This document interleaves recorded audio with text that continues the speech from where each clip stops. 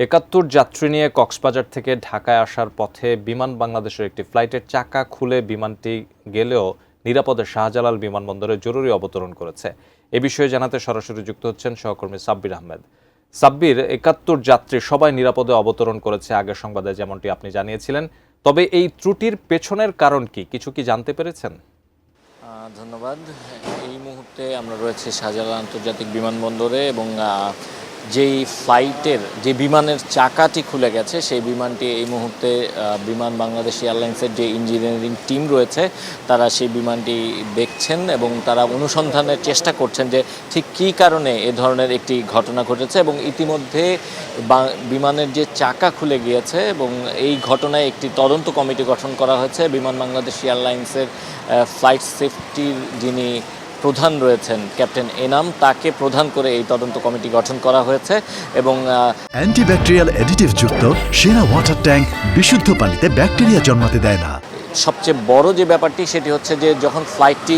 আকাশে উড্ডয়ন করে, উড্ডয়নের পরপরই কিন্তু ফ্লাইটের পেছনের যেই চাকা, পেছনের একটি চাকা খুলে যায় এবং সেই চাকাটি খুলে যাওয়ার পর সে সময় যারা অপেক্ষমান ছিলেন বিমানবন্দর এলাকায় যে পরবর্তী যে ফ্লাইটে করে যাবেন তারা কিন্তু এই বিষয়টি লক্ষ্য করেন এবং এই বিষয়টি যখন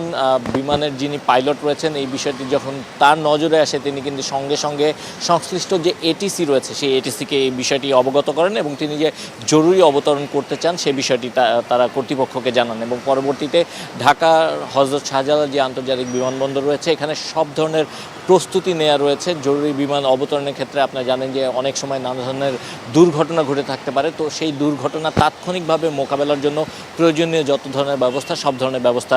শুরু থেকেই নিয়ে রাখা হয়েছিল। পরে বেলা ২:৩০ নাগাদ বিমানটি যখন ল্যান্ড করে অনেকটা নিরাপদেই জরুরি অবতরণ করা হলেও অনেকটা নিরাপদে বিমানটি ল্যান্ড করে এবং বিমানে থাকা যে ৭১ জন যাত্রী রয়েছেন এই ৭১ যাত্রী নিরাপদে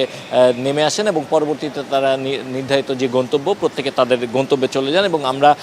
এই ফ্লাইটে থাকা কয়েকজন যাত্রীর সঙ্গে কথা বলেছিলাম। তারা যেটি জানিয়েছেন যে তারা প্রথমে এই বিষয়টি জানতেন না, পরবর্তীতে বিমানটি যখন ল্যান্ড করা হবে ঠিক সেই সময় অর্থাৎ ঢাকায় চলে আসার পরে ল্যান্ডিংয়ের ঠিক আগ মুহূর্তে তাদেরকে জানানো হয় যে এই বিমানটি জরুরি অবতরণ করা হবে এবং তাদেরকে প্রয়োজনীয় যে সতর্কাবস্থা সেটি নিতে বলা হয়েছে। তো সবচেয়ে বড় যে ব্যাপারটি এটি এই মুহূর্তে সেফলি ল্যান্ড করেছে, কোনো ধরনের কোনো দুর্ঘটনা ঘটেনি এবং এই ঘটনা তদন্তে একটি তদন্ত কমিটি গঠন করা হয়েছে।